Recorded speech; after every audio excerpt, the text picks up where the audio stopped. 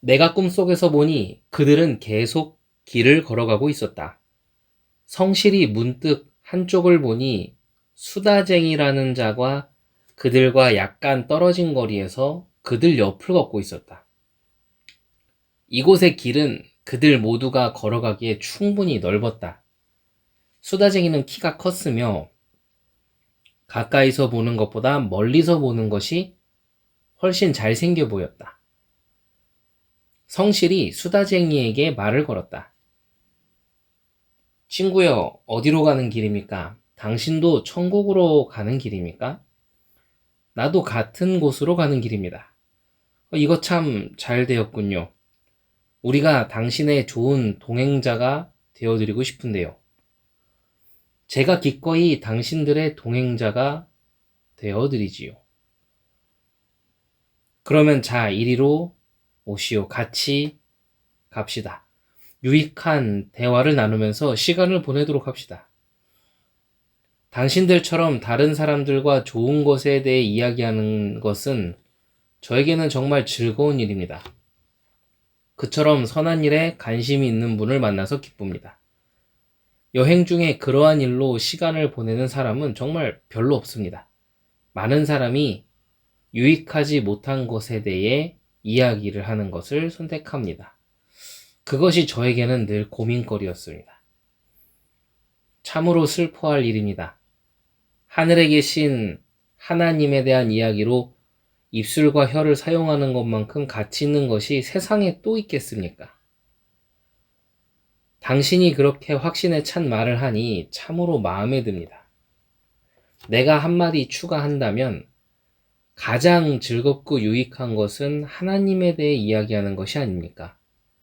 만약에 사람이 놀라운 일들로 기뻐한다면 이처럼 즐거운 일이 또 있겠습니까?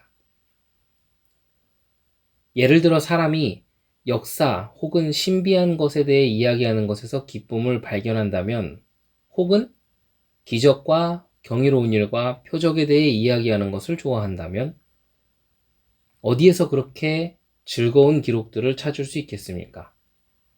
바로 그런 일이 달콤하게 기록된 성경에서 찾을 수 있지요. 사실입니다. 우리가 의도하는 바는 그러한 것들을 이야기함으로써 유익이 되게 하는 것입니다. 그것이 바로 제가 말씀드린 것입니다. 그러한 것들을 이야기하는 것은 가장 유익한 일이요. 그렇게 함으로써 사람들은 세상의 것들이 헛되다는 것과 하늘의 것이 유익하다는 지식을 얻게 됩니다. 따라서 일반적으로, 그러나 더 특별히 이렇게 함으로써 사람들은 거듭남의 필요성, 우리 행위의 불충분성, 그리스도의의 필요성을 배우게 됩니다.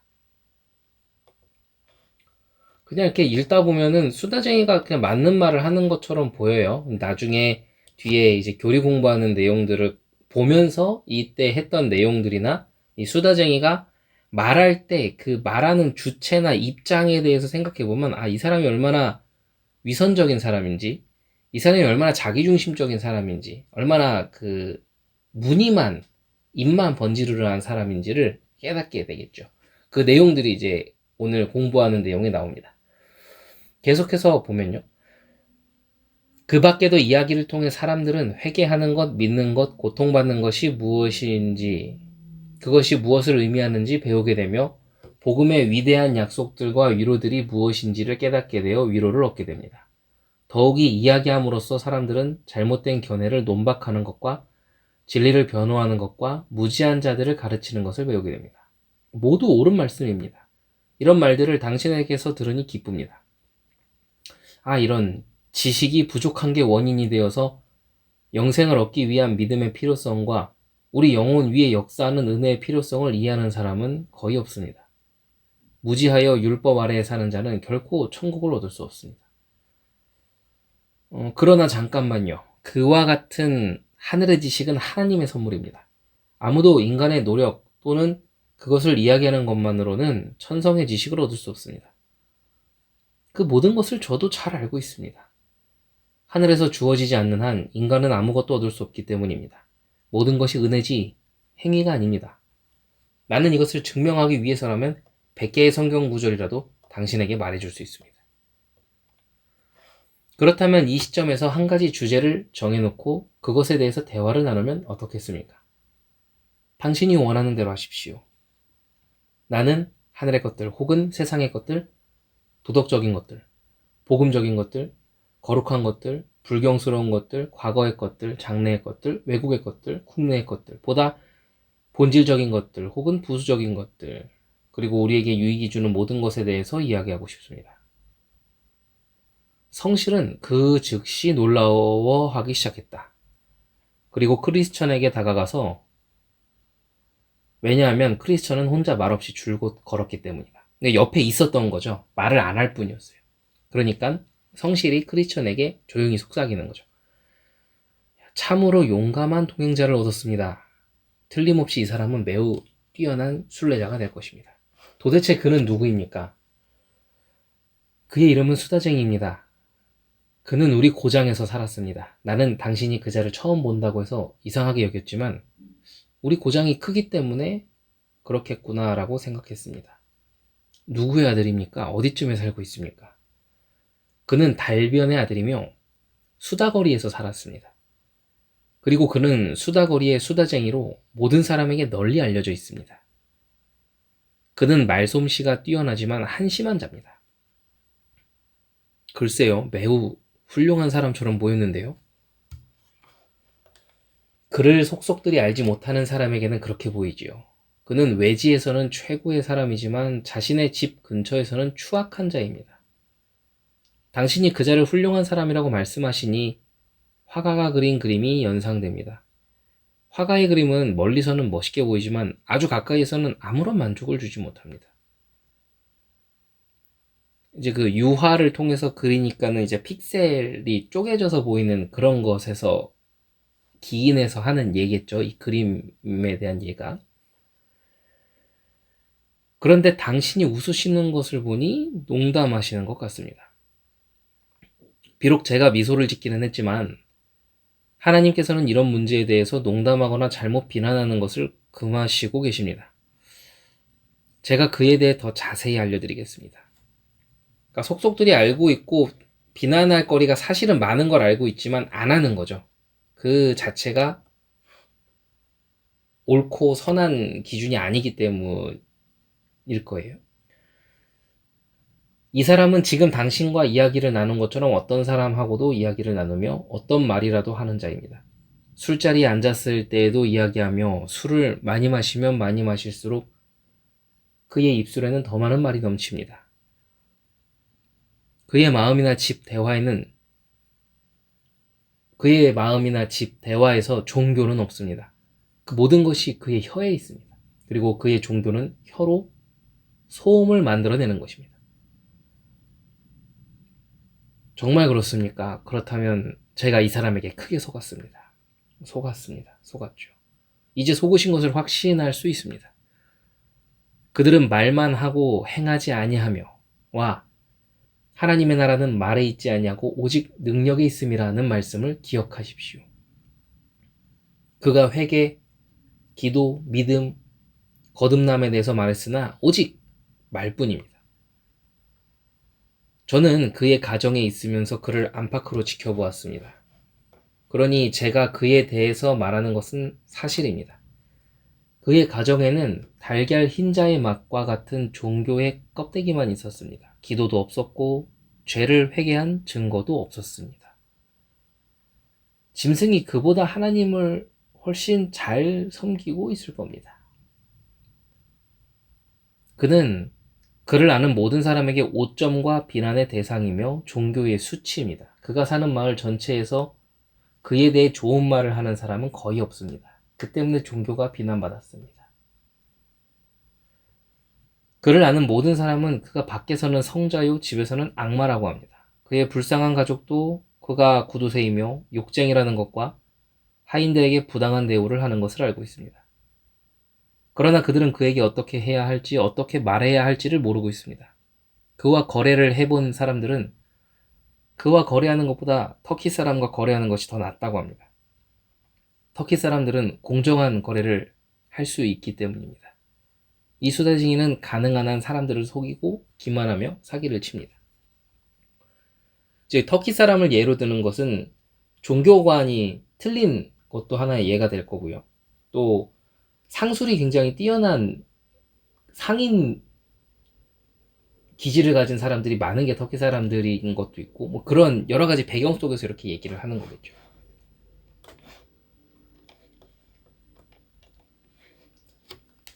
그 밖에도 자신의 아들이 자기의 행적을 따라오도록 가르치고 있으며 자식들 중 누구라도 소심한 자, 여기선 소심한 자라고 하지만 사실은 부드러운 양심을 가진 자를 그 수다쟁이는 그렇게 비꼬고 비아냥거리는 거죠.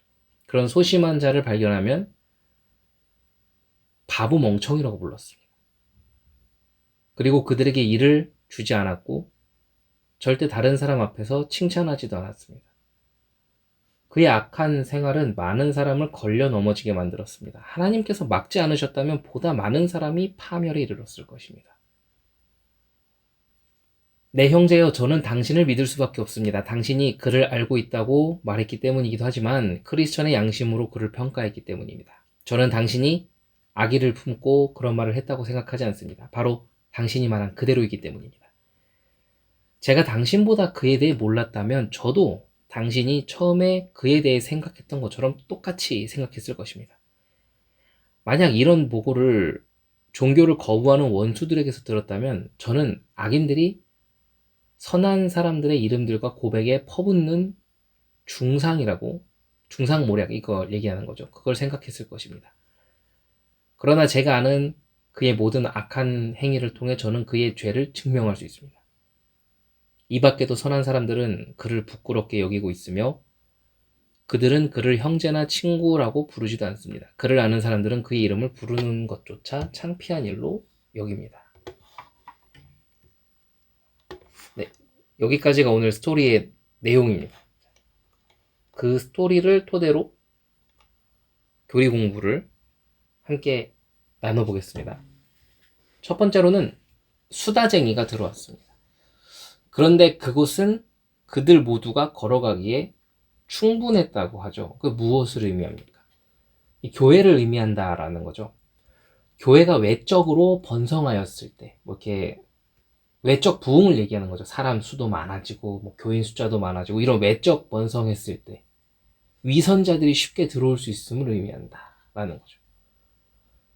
위선자들이 교회에 들어와서 자신의 정체를 숨기고 신앙생활하는 것처럼 나타낼 수 있다는 거죠. 굉장히 아까 보신 것처럼 수다쟁이는 이렇게 얼핏 들으면 다 맞는 말을 하는 것처럼 보여요. 되게 말도 잘해요.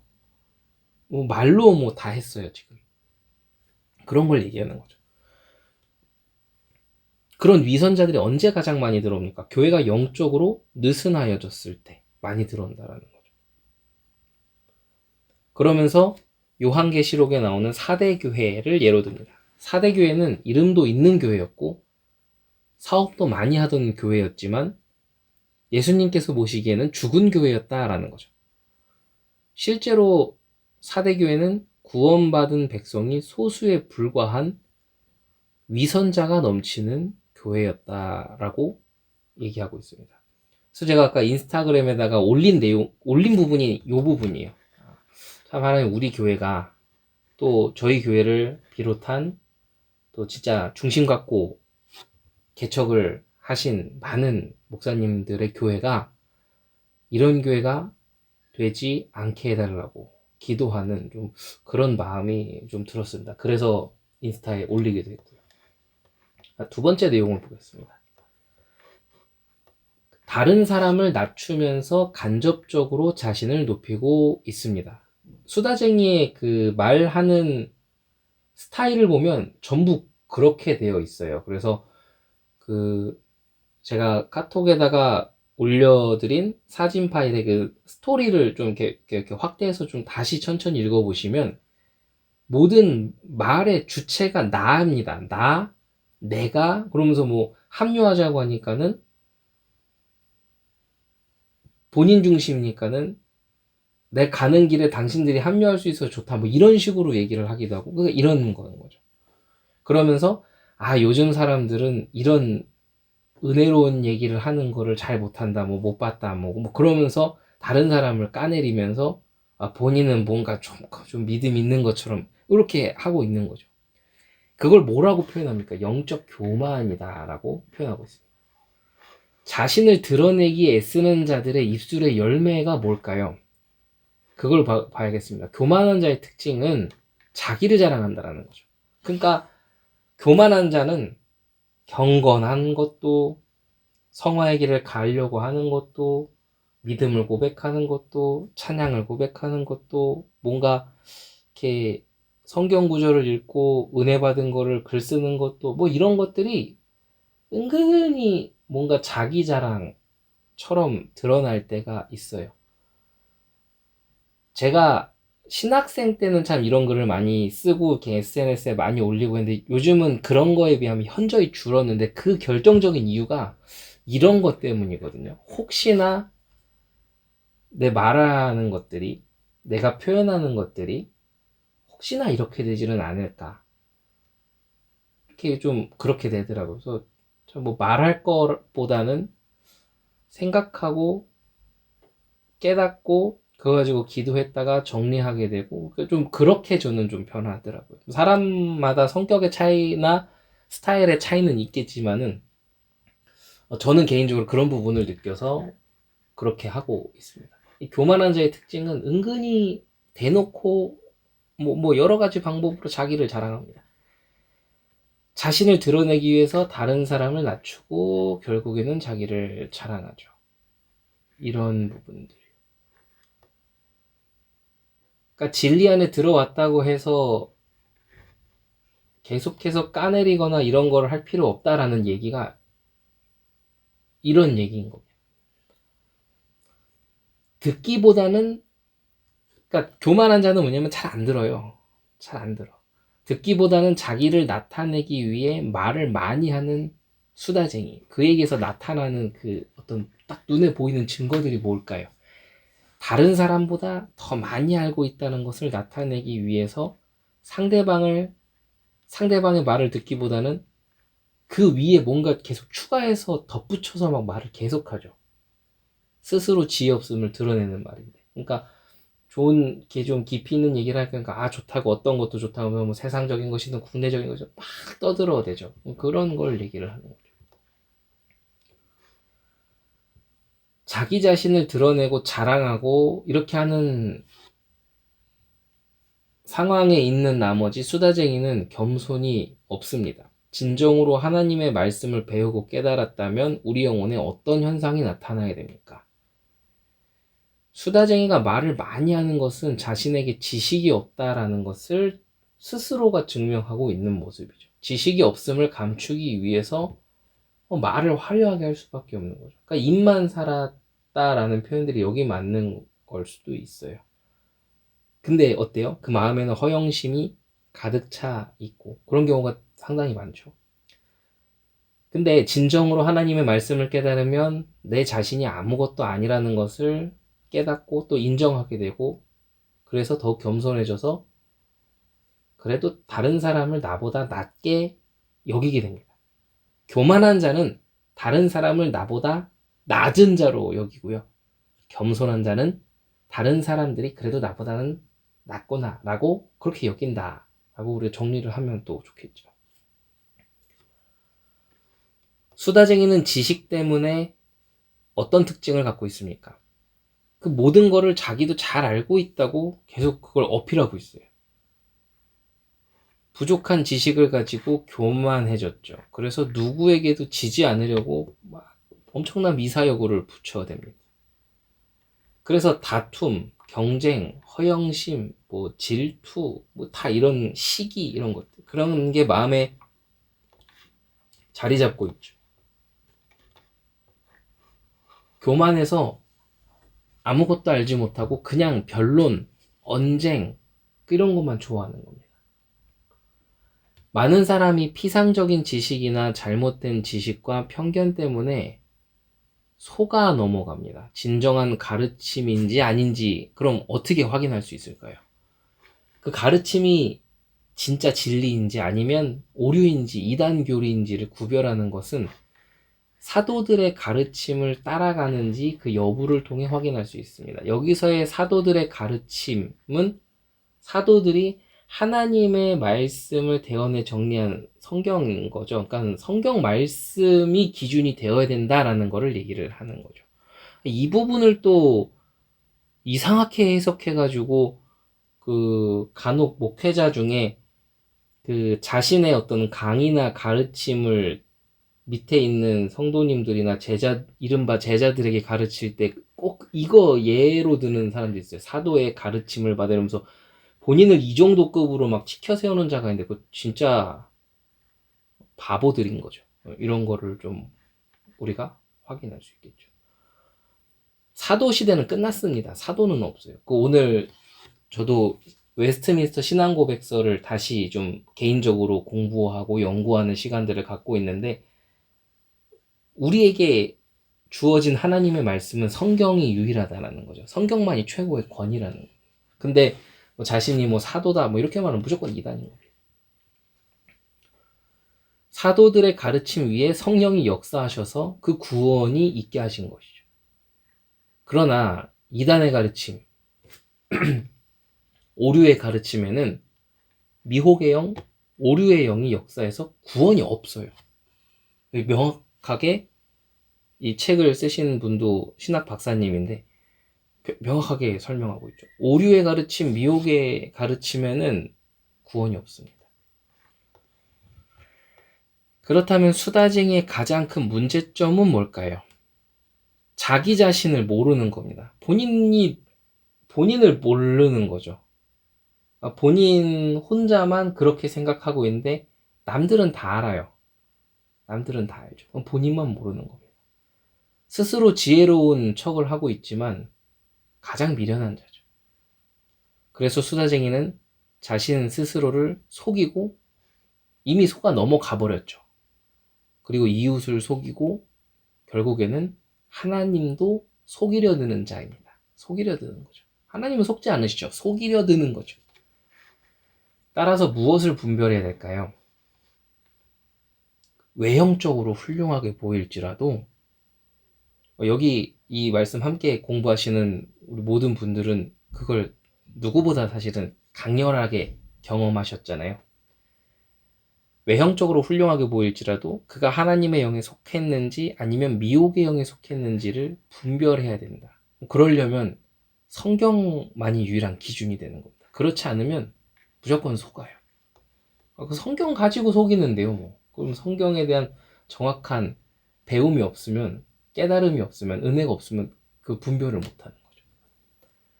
수다쟁이는 결국은 어떤 사람일까요? 전형적인 위선자입니다. 자신의 지식을 자랑하면서 믿음이 있는 척하는 거죠. 더욱이 그 사람을 처음 봤거나 잘 모르는 사람은 그 대단하게 느낄 정도로 자신을 최고의 사람으로 포장합니다. 그러나 정말 자신이 드러나게 되는 마을과 가족들과 가까운 사이 그런 곳에서는 이미 다 뭐 소문이 나 있는 거죠. 그걸 위선자라고 이야기합니다. 마지막 두 질문들이에요. 그러면서 마태복음 7장 1절에 비판하지 말라고 말씀하고 있습니다. 그러면 크리스천이 저 사람이 이런 사람이다라고 쭉 설명하는 그 부분을 우리가 어떻게 이해해야 될까요? 그거를 교재에서는 이렇게 표현하고 있습니다. 크리스천의 판단은 영을 분별하는 거죠. 그러니까 다 그 사람이 어떤 사람인지 알고, 쉽게 말해 지금 뭐 시덥지 않은 소리들을 하는 거를 다 알고 있는데 그냥 빙글빙글 웃으면서 그냥 묵묵히 걸어가고 그 때가 되니까 성실하게 그냥 차분히 알려주죠. 이런 부분을 얘기하는 거죠. 진정한 믿음의 은혜가 있는지 혹은 거짓의 은혜나 잘못된 지식 가운데 있는지 그 여부를 분별하는, 크리스천은 그런 거를 계속 파악하고 역시나 그러네 라고 분별했겠죠. 이렇게 분별하는 목적은 위선자에게 속아 넘어가지 않기 위한 것이죠. 위선자들하고 분쟁하고 언쟁해봤자 바뀌는 자들이 아닙니다. 안 바뀝니다. 열등감에 꽉 잡혀서 사는 사람들이라 그 수많은 말과 언변으로 지금까지 자신을 포장했는데, 그게 들키기 싫어서 포장했는데, 그 사람들에게 언쟁하고 논쟁해서 그들의 치부를 드러낸다? 절대 돌아오지 않습니다. 오히려 죽이려 들죠. 그런 겁니다. 이런 부분을 교회 내에서는 칠이라고 하는데, 어떻게 해야 됩니까? 목회자, 뭐 이렇게 교회의 많은 지도자, 어른들 이런 경우에는 교회의 회원권을 부여할 것인가 거절할 것인가를 그 결정해야 되는데, 그 분별력이 없으면 결정하지 못합니다. 그리고 분별력이 없고 교회에 대한 지식이 없고 하나님 말씀에 대해서 바르게 깨달음이 없으면 그냥 경험과 인생의 어떤 그런 것들과 세상에서의 지식으로만 똘똘 뭉친 자들이 교회를 운영하고 있으면 자기들 입맛대로 좌지우지합니다. 마지막 질문입니다. 결국 수다쟁이에게는 무엇이 부족합니까? 이 심령이 변화된 그런 성령의 역사로 갱신된 증거가 없는 겁니다. 삶의 열매가 안 보이는 거죠. 겸손하지도 않고 말에만 신앙 있고 진정한 행함과 회심의 어떤 모습의 열매들이 전혀 없다라는 거죠. 이런 부분들을 오늘 우리는 봤습니다. 그래서 이런 부분들을 우리가 또 공부하다 보면 공부하면서 지금 바르게 또 이렇구나라는 걸 알아가면서도 우리가 자칫 실수하면 어떤 부분이 일어날 수 있습니까? 또 누군가를 어느 곳을 떠올릴 수도 있어요. 그게 아니라 하나님 내 안에 여전히 이런 부분들이 없다고 할 수는 없을 것 같습니다. 하나님 이런 부분들이 제거되게 하시고 정말 지금 여기 있는 크리스천처럼 참 하나님의 은혜로 많은 걸 깨닫고 알아가고 시행착오를 겪으면서 가면서 점점 그 영적인 부분들이 성숙해지니까는 그냥 듣고 때 되니까는 옆에 조언해주고 이런 크리스천의 모습처럼 우리의 신앙이 그런 성숙한 신앙이 되게 해달라고, 그리고 그런 성숙한 신앙을 다음 세대에게 전하게 해달라고 제가 마무리 기도하고 마치도록 하겠습니다. 하나님 은혜 감사드립니다. 오늘도 공부를 하며 우리의 신앙을 재점검하게 하시니 감사를 드립니다. 그런즉 선줄로 생각하는 자는 넘어질까 조심하라는 하나님의 말씀을 우리 마음에 새기며 내가 먼저 교만한 자가 아닌 겸손한 자로 설 수 있도록 나를 날마다 돌아보게 하여 주옵소서. 하나님이 주시는 참 지혜를 소유한 자, 그 지혜로 내 주변의 많은 이들을 살리고 돕고 다음 세대에게 바른 하나님의 말씀과 믿음과 신앙을 전달하는 그런 그리스도인들 될 수 있도록 우리 개인 개인을 붙들어 주옵소서. 함께 공부하게 될 많은 분들을 하나님 기억하여 주시고 그분들의 건강, 그분들의 모든 업도 하나님 기억하여 주셔서 하나님을 기쁘시게 하는 인생, 하나님을 기쁘시게 하는 업이 될 수 있도록 하나님께서 인도하여 주옵소서. 예수 그리스도 이름으로 기도합니다. 아멘.